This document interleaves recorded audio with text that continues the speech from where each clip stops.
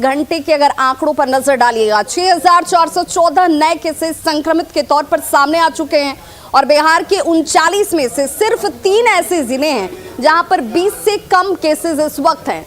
सिर्फ पटना यानी राजधानी पटना की बात करें तो यहां पर पिछले 24 घंटे में 2014 नए मरीज मिले हैं, लेकिन लोगों की लापरवाही जो है वो रुकने का, थमने का नाम नहीं ले रही। पटना के अगमकुआं सब्जी मंडी में न तो आपको सोशल डिस्टेंसिंग नजर आएगी, ना ही लोगों के चेहरे पर मास्क ही। इस सब्जी मंडी का जायजा लिया हमारे संवाददाता अमित कुमार ने। क्या वाकई पटना में कोरोना का संक्रमण बढ़ रहा है? क्या हकीकत में 6000 से अधिक कोरोना संक्रमित मरीज पाए जा रहे हैं? यह बात हम इसलिए पूछ रहे हैं क्योंकि पहले आप ये तस्वीर देख लीजिए। ये अगमकुआं सब्जी मंडी की तस्वीर है जहां पे लोग एक दूसरे से रस्साकसी कर रहे हैं सब्जियों की खरीदारी के लिए। और ये तस्वीर कोई पहली बार हम नहीं दिखा रहे हैं, न्यूज़ 18 नहीं दिखा रहा है। 2 दिन पहले भी इस तस्वीर को हमने दिखाया था, इस उम्मीद के साथ कि लोग सजग होंगे, प्रशासन जो है वो एक्शन में आएगा। लेकिन अभी भी 48 घंटे बीतने के बाद भी तस्वीर कमोबेश वही देखने को मिल रही है। यहाँ तक कि उस दिन से अधिक, यानी कि 48 घंटे पहले जब इस रिपोर्ट को हम दिखाए थे तो उससे अधिक भीड़ जो है आज यहाँ नज़र आ रही है। देख सकते हैं लोग इस मंडी से निकलने के लिए एक दूसरे को धक्का देते नज़र आ रहे हैं। मास्क जो है किसी के चेहरे पे नहीं है। सोशल डिस्टेंस क्या होता है लोगों को पता नहीं है, या फिर यूँ कहें तो लोग लापरवाह हैं, सिस्टम बेपरवाह है और उसके कारण से ये तस्वीर नज़र आ रही है। और यही वजह है कि हमने ये सवाल पूछा कि क्या वाकई में पटना में कोरोना संक्रमण तेज़ी से फैल रहा है।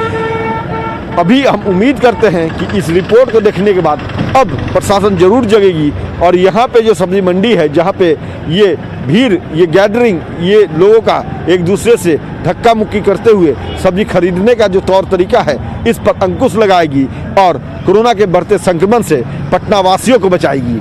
कैमरा पर्सन अजय दुबे के साथ अमित कुमार, न्यूज़ 18 पटना। और देखिए ये हाल तब है जब देश भर में पिछले 24 घंटे में 2,47,417 नए केसेस सामने हैं।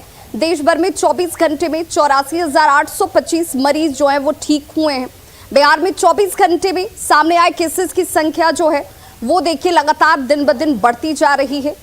और बिहार की अगर पिछले 24 घंटे के आंकड़ों की बात करें तो इन पिछले 24 घंटे में 6,414 नए केसेस सामने आ चुके हैं।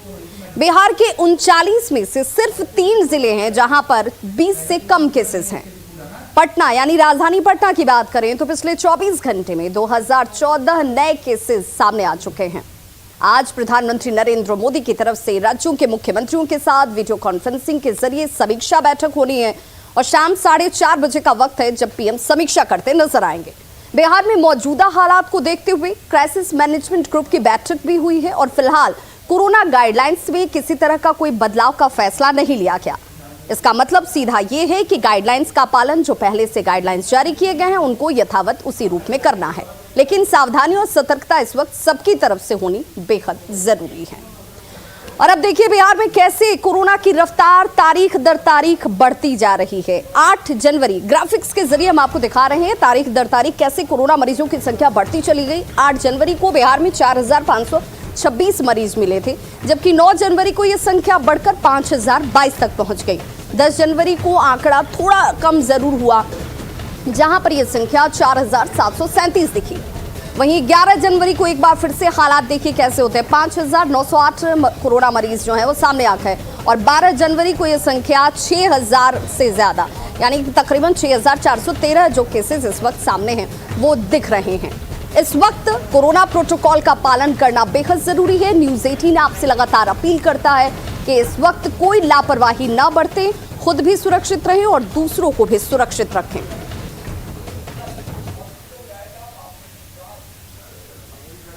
पटना के एनएमसीएच की बात करें तो एनएमसीएच में कोरोना संक्रमण थमने का नाम नहीं ले रहा है। अस्पताल के 3 डॉक्टर और 7 पैरामेडिकल स्टाफ और पॉजिटिव हो चुके हैं। माइक्रोबायोलॉजी विभाग की बात करें तो यहां पर माइक्रोबायोलॉजी विभाग में कोरोना के 193 सैंपल्स की जांच की गई थी, जिनमें 81 लोगों की रिपोर्ट पॉजिटिव पाई गई है।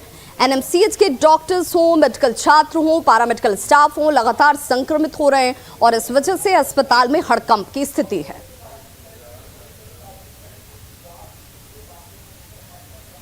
और देश भर में खासकर दिल्ली, मुंबई जैसे बड़े शहरों की बात करें तो कोरोना की रफ्तार काफी तेज है। एहतियातन कई तरह की पाबंदियां लगा दी गई हैं। लिहाजा बिहार से जो लोग हैं, काम के सिलसिले में जो लोग बाहर रह रहे थे वो वापस भी लौट रहे हैं। और तस्वीर हम आपको दिखाने जा रहे हैं। इन तस्वीरों को देखिए कि कैसे लोगों की लापरवाही भी नजर आती है। लोग एक बार फिर से बिहार का रुख जब कर रहे हैं तो सावधानी और सतर्कता बिहार में लोगों की तरफ से अपनाई जानी कितनी जरूरी हो जाती है, ये रिपोर्ट आपके सामने। हो जाएगी, 2 नंबर प्लेटफार्म पर आ रही है। छुक छुक करती ट्रेन स्टेशन पर आ तो गई, लेकिन ट्रेनों में बैठने वाले लोगों का दिल धक धक कर रहा है। मोटरी गेठरी बाल बच्चों के साथ बिहार लौटने वाले ये वो लोग हैं जो दूसरी लहर की मार के बाद बड़ी हिम्मत जुटाकर परदेश कमाने गए थे, लेकिन तीसरी लहर ने एक बार फिर ऐसा बेहाल कर दिया कि पांव बरबस घर की ओर लौटने लगे। आप तस्वीरों में देख सकते हैं किस तरीके से लोग जो हैं वो ठचाठच भरे हुए हैं और कहीं ना कहीं उन्हें वापस से लॉकडाउन लगने की जो आशंका है वो उनके मन में है और उसको लेकर के वो काफ़ी डरे हुए हैं, भयभीत हैं। इस वजह से आप देख सकते हैं जगह खाली नहीं है, नीचे बैठकर लोग आ रहे हैं, मगर आ रहे हैं वापस अपने घर की ओर लौट रहे हैं, क्योंकि जो उनकी तकलीफ़ें हैं कोरोना की वजह से उनको वो लग रहा है कि स्थिति भयावह एक बार फिर से हो, उसके पहले वो अपने घर की ओर लौटना चाहते हैं। दिल्ली, मुंबई, अंबाला जैसे बड़े शहरों में कोरोना विस्फोट ने एक बार फिर अपनी कर्मभूमि से उखाड़ दिया। पटना स्टेशन ही नहीं, बिहार के दूसरे रेलवे स्टेशनों पर भी अलग अलग हिस्सों से लोग बिहार पहुंच रहे हैं। ये है अररिया स्टेशन की तस्वीर, जहां पंजाब, हरियाणा से लोग अपने घर लौटे हैं। लौटने वाले लोगों के शब्द भले ही अलग हों, लेकिन असल वजह बस एक है, पिछली बार की तरह लॉकडाउन का डर। हम अंबाला से आ रहे हैं, मजदूर हैं, काम करके आ रहे हैं। क्या काम करते थे वहाँ? हम लोग काम कर रहे हैं पेंट का। पेंट का? जी सर। किस वजह से आए हैं? लॉकडाउन का डर से? लॉकडाउन की वजह से आए हैं सर, वहाँ से। अंबाला खेतीबाड़ी का काम कर। खेतीबाड़ी का? तो क्या लॉकडाउन का डर था इसलिए आ गए क्या? हाँ, लॉकडाउन का डर था इसीलिए आए। पहली और दूसरी लहर के खतरे को देखते हुए डर लाजमी है, क्योंकि देश में पिछले 24 घंटे में 1,93,000 नए कोरोना के केस मिले हैं और 442 लोगों की मौत हुई है। दिल्ली, मुंबई जैसे शहरों में कोरोना ब्लास्ट हो रहा है और पाबंदियां भी लगातार बढ़ती चली जा रही हैं। पटना से न्यूज़ 18 के लिए रितु रोहिणी और अररिया से सतीश कुमार की रिपोर्ट।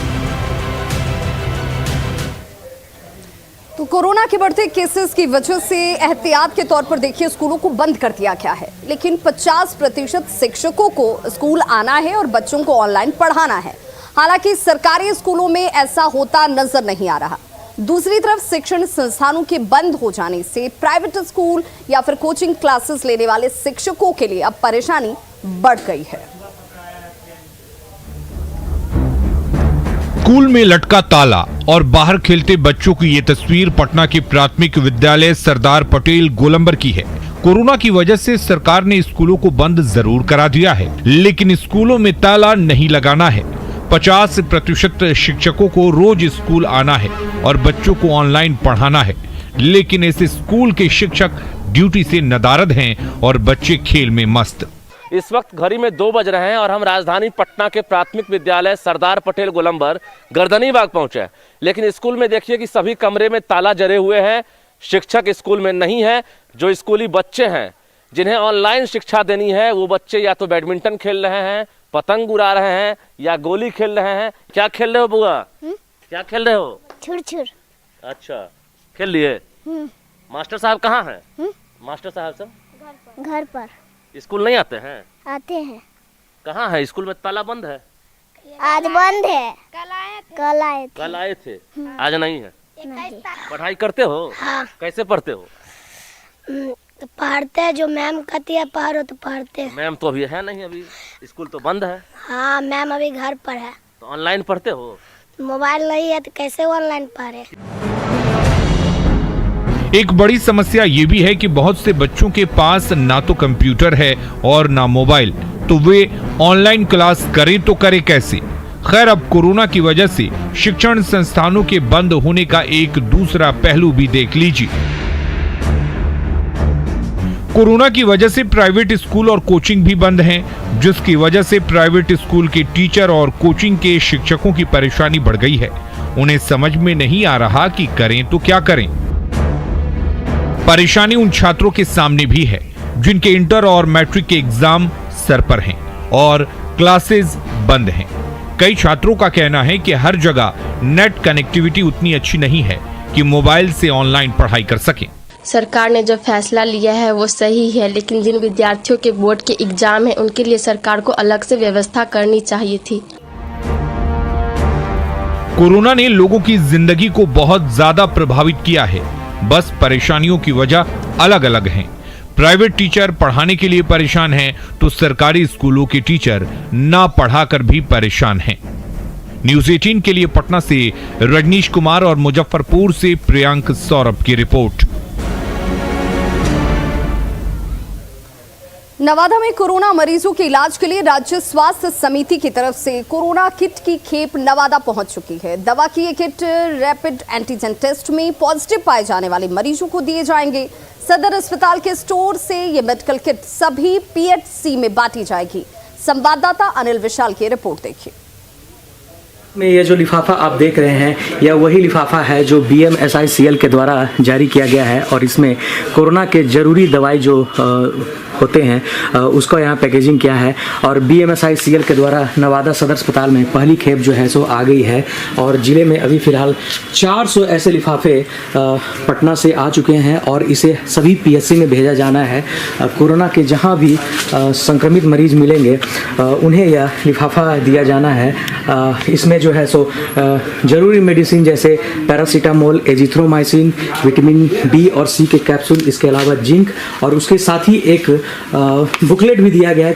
यह जो है BMSICL से मार्गदर्शन मिला है, सरकार के द्वारा मार्गदर्शन दिया गया है कि जो भी रैपिड एंटीजन टेस्ट किट से पॉजिटिव केस मिलते हैं उनको एक किट उपलब्ध करा दिया जाना है। तो अभी शुरुआत हो चुकी है, 400 किट हमारे पास आ चुके हैं और इसका जो है प्राथमिक स्वास्थ्य केंद्र से लेकर के सदर अस्पताल नवादा तक जहाँ भी जांच केंद्र है सब जगह उपलब्ध कराना है। जो सरकार की तरफ से जो तैयारियां कोरोना को लेकर की गई है वो अब दिखने लगी है, क्योंकि नवादा सदर अस्पताल में जो जरूरी जो मेडिसिन जो है, जो प्रोटोकॉल जो बनाए गए हैं कोरोना के मरीजों के लिए उससे बचाव के लिए और उन्हें यह जरूरी मेडिसिन उपलब्ध कराने के लिए जो खेप जो है वो नवादा में आ चुकी है और वो आज से यहाँ से बंटना शुरू भी हो गया है। अनिल विशाल, न्यूज़ 18 नवादा। तो यूपी चुनाव में बीजेपी और जेडीयू के साथ साथ चुनाव लड़ने की बात हो रही है और गठबंधन को लेकर जेडीयू नेताओं ने बीजेपी के शीर्ष नेतृत्व से कई बार बातचीत की है। सवाल है कि क्या गठबंधन होने पर नीतीश कुमार बीजेपी उम्मीदवारों के लिए प्रचार करने यूपी जाएंगे और क्या यूपी के मुख्यमंत्री योगी आदित्यनाथ जेडीयू उम्मीदवारों के लिए वोट मांगेंगे? यूपी में मोदी और नीतीश की जोड़ी करेगी कमाल। साथ लड़े तो हो जाएगा सबका सफाया। एनडीए के खाते में आएंगी 300 से ज्यादा सीटें। ये कोई सवाल नहीं है, ऐसा दावा किया है जेडीयू के प्रधान महासचिव केसी त्यागी ने। केसी त्यागी का कहना है कि पीएम नरेंद्र मोदी के बाद नीतीश कुमार सबसे प्रभावी नेता है और अगर उत्तर प्रदेश में जेडीयू बीजेपी का गठबंधन हो गया और दोनों नेताओं ने साथ मिलकर एनडीए का प्रचार कर दिया तो अखिलेश यादव के मंसूबे धरे के धरे रह जाएंगे।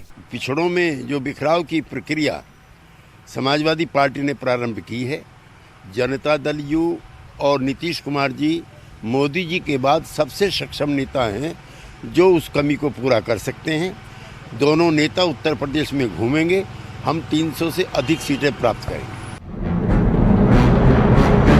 सवाल है कि गठबंधन की स्थिति में खुद को सेकुलर कहने वाले जेडीयू नेता अपने उम्मीदवारों का प्रचार खांटी हिंदुत्ववादी नेता योगी आदित्यनाथ से करवाएंगे और क्या नीतीश कुमार भी उत्तर प्रदेश में बीजेपी उम्मीदवारों के लिए वोट मांगने जाएंगे? देखिए, कहाँ किस कंस्टिट्यूंसी में कौन पार्टी के लीडर या कौन लीडर प्रचार करने जाएंगे, यह तो वहाँ उसे क्षेत्र की परिस्थिति विशेष पर निर्भर करता है। तो वह तो तय उस वक्त होगा कि किस क्षेत्र में कौन लोग जा रहे हैं, किनकी कहाँ आवश्यकता है। कई बार किसी के लिए वहाँ के लोग ही कहते हैं कि उनको बुलाइए, उनको नहीं बुलाइए, तो उस तरह से चीज़ें चलती है आपस के एडजस्टमेंट के आधार पे। मुझे लगता है कि ये राष्ट्रीय स्तर पे और प्रदेश स्तर पे गठबंधन जो होता है तो शीर्ष नेतृत्व का ये विषय आता है और शीर्ष नेतृत्व उस पर विचार करेंगे कि किससे गठबंधन होना है, किससे नहीं होना है। तो मुझे लगता है कि शीर्ष नेतृत्व के ऊपर छोड़ देना चाहिए। यूपी चुनाव का ऐलान हो चुका है। यूपी की सभी पार्टियां अपनी अपनी रणनीति बनाने में जुट चुकी हैं। समाजवादी पार्टी ने छोटे दलों का पूरा कुनबा ही तैयार कर लिया है, जबकि बीजेपी किसी हड़बड़ी में नहीं है। ऐसे में यूपी की सियासत पर नजर रखने वाले बिहार के लोगों की निगाह इस बात पर टिकी है कि यूपी में बीजेपी जेडीयू का गठबंधन होता है कि नहीं, और अगर होता है तो नीतीश कुमार बीजेपी के लिए कितने फायदेमंद साबित होते हैं। न्यूज़ 18 के लिए दिल्ली से अमितेश कुमार और पटना से आनंद अमृत राज की रिपोर्ट। बात अब खाद की किल्लत की, तो जमुई में खाद की किल्लत लगातार जारी है। यूरिया नहीं मिलने से किसान परेशान है और बिस्कोमान भवन में यूरिया के लिए अहले सुबह से किसानों की लाइन लग रही है। यहाँ ठंड में भी किसान काउंटर खुलने से घंटों पहले यूरिया के लिए खड़े हो जाते हैं। कई लोग तो कतार में खुद के बदले ईंट तक रखकर खाद मिलने की आस लगाए बैठे हैं।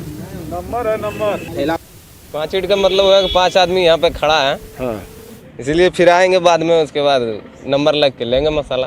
तो क्या परेशानी हो रही है? परेशानी पूरा हो रही है ना, खाद लेने में पूरा परेशानी हो रहा है। कितने बजे से आए आप लोग? अब 2 बजे आए। 2 बजे आए। क्या परेशानी हो रही है? बहुत परेशानी है ठंडा में सर। हाँ। बहुत परेशानी तो कहना मुश्किल है। ठंड में ही? ठंड में 7-8 बजे, लेकिन बहुत 30 किलोमीटर दूर से आए हैं। परेशानी ना, इतना ठंडी में आए हैं, ठंडी मार देगा चल जाएंगे। और लोग आप लोग कितने बजे से? 4 बजे भोरे सर। 4 बजे भोरे आए हैं। 4 बजे सुबह में? हाँ सुबह में 4 बजे से ऐसा कहने हम मसाला ले ले। अच्छा। अब कब का सर मसाला कब मिलेगा, तबे न उपजेगा जजा। गंगा को प्रदूषण मुक्त करने के लिए कई योजनाएं इस वक्त चल रही हैं, लेकिन छपरा में नगर निगम इनकी धज्जियां उड़ा रहा है। शहर का गंदा पानी नाले के जरिए गंगा में प्रवाहित किया जा रहा है। स्थानीय लोगों का ये कहना है कि नगर निगम की लापरवाही की वजह से काफी परेशानी हो रही है। गंगा को प्रदूषण मुक्त बनाने के लिए सरकार कई योजनाएं चला रही है और करोड़ों रुपये खर्च हो रहे हैं, लेकिन छपरा की बात कुछ अलग है। यहाँ गंगा को सरकारी सिस्टम ही प्रदूषित कर रहा है। हम दिखाना चाहेंगे, ये आप देख सकते हैं कि शहर का पूरा गंदा पानी है जो सीधे गंगा में प्रवाहित किया जा रहा है। इसे रोकने के लिए सरकार ने कई बड़ी योजनाएं छपरा में लागू की है। नमामि गंगे परियोजना भी चल रही है, लेकिन नगर निगम से ठीक सटे ये श्रीघाट का इलाका है और आप देख सकते हैं कि यहाँ किस तरह से धड़ल्ले से जो शहर का गंदा पानी है वो। यहाँ स्थिति ऐसा है कि सर गंगा जी है यहाँ और उसी में नाली का पानी गंदगी सब जा रहा है। लोग उसी में स्नान करते हैं, पूजा पाठ करते हैं, तो इसको रोक लगाना चाहिए। यानी किस तरह से पानी, पूरा शहर का गंदा पानी इधर ही जा रहा है? हाँ, शहर का सब गंदा पानी तो इसी में जा रहा है गंगा जी में। यहाँ से बहुत सा गंदा का नाली सब पूरा टाउन का बह रहा है। इस गंगा जी में नहाने के लिए बहुत आदमी आते हैं और उसके बीच कुछ सफाई का अभियान कुछ नहीं चल रहा है। तो कहीं ना कहीं ये प्रदूषित पानी जो है ये सरयू के साथ साथ गंगा को भी प्रदूषित कर रहा है, जिस पर सरकार रोक लगाने के लगातार दावे कर रही है, लेकिन छपरा में ये दावे खोखले साबित हो रहे हैं। संतोष गुप्ता, न्यूज़ 18 छपरा। दानापुर की मनेर पुलिस ने ग्राहक बनकर एक शराब कारोबारी को धर दबोचा, जिसकी निशानदेही पर भारी मात्रा में शराब बरामद की गई है। आरोपी का नाम डब्लू कुमार है और वो अवैध शराब के कारोबार के मामले में 4 बार जेल भी जा चुका है।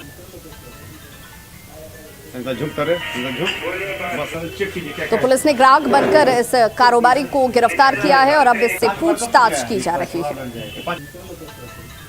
व्यक्ति है जो कि पहले 4 बार जेल जा चुका है शराब केस में। लगातार सूचना में हम डिलीवरी कर रहा है और सिविल ड्रेस में वहाँ पर ग्राहक बनकर गए। 2000 रुपये का उससे हम लोगों ने शराब का मांग किया, मोबाइल से संपर्क करके। वो नहीं समझा कि पुलिस वाला है। इस पर हम हमारे मकर संक्रांति को लेकर तिलकुट की दुकानें सज चुकी हैं और खरीदारी भी शुरू हो गई है। हालांकि दुकानदारों का ये कहना है कि कोरोना की वजह से उनकी बिक्री पर इसका बड़ा असर पड़ा है। ग्राहक कम संख्या में दुकानों पर पहुंच रहे हैं। मकर संक्रांति को लेकर राजधानी पटना में जमकर तिलकुट की बिक्री हो रही है, तो खरीदार भी बड़ी संख्या में खरीदारी करने के लिए पहुंच रहे हैं। राजधानी पटना के डाक बंगला चौराहा के पास आपको दिखा रहे हैं, देखिए बड़ी संख्या में जो खरीदार हैं वो तिलकुट की खरीदारी करने के लिए पहुंच रहे हैं। एक से एक वैरायटी की यहाँ पर तिलकुट उपलब्ध है। दुकानदार जो है देखिए किस तरह से एंगेज हैं और सोशल डिस्टेंसिंग को फॉलो करने की कोशिश की जा रही है। जो भी ग्राहक हैं खासकर मास्क लगाए हुए यहाँ पर नज़र आ रहे हैं। तो दुकानदार भी पूरी तरह से प्रोटोकॉल समझाने में भी जुटे हुए हैं और तिलकुट की कीमत ही बता रहे हैं। जरा दुकानदार से बात कर लेते हैं हम, किस तरह से अभी बिक्री हो रही है, कैसा सेल है अभी आपका? हर साल के बनिस्पत इस बार सिर्फ कोरोना प्रोटोकॉल के कारण काफ़ी असर पड़ रहा है, बहुत पड़ा है। क्योंकि ये किस तरह से जो तिलकुट के खरीदार हैं वो भी पहुंच रहे हैं और दुकानदार जो है एक उम्मीद जताए हुए हैं। ये हम खोबे का तिलकुट बनाते हैं जो इस तरह का शेप में, जो काफ़ी लोग पसंद करते हैं। हमारे बनाए हुए प्रोसेस को अपना खोबा होता है, अपने तरीके से अपने बड़ी संख्या में लोग खरीदारी करने के लिए पहुंच रहे हैं। कुछ ग्राहक हैं उनसे बात करते हैं। कोरोना का कुछ इफेक्ट लग रहा है क्या मार्केट पर? कुछ तो लग ही रहा है सर। जी सर। पहले ही स्टॉक कर रहे हैं? पहले तो ले लिए हैं, कुछ तो ले लेते हैं सर। आपको की जो दुकानदार हैं वो और ग्राहक दोनों ये उम्मीद लगाए हुए हैं कि बेहतर हालात में जो है स्थिति जो है बेहतर हो काटो की तुलना में इस बार बिक्री में कहीं न कहीं कमी देखी जा रही है। रजनीश कुमार, न्यूज़ 18 पटना। तो मकर संक्रांति को लेकर पूर्णिया में तिलकुट के बाजार सज चुके हैं। गया और नालंदा से आए कारीगर यहां तिलकुट बना रहे हैं। हालांकि कोरोना का असर तिलकुट के इन बाजारों पर साफ नजर आ रहा है।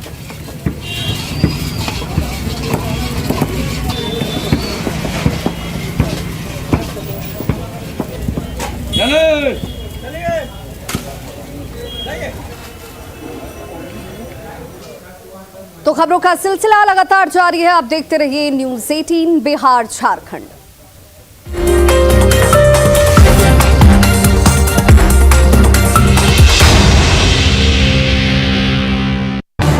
इस न्यूज हेडलाइंस के प्रायोजक पेट सफा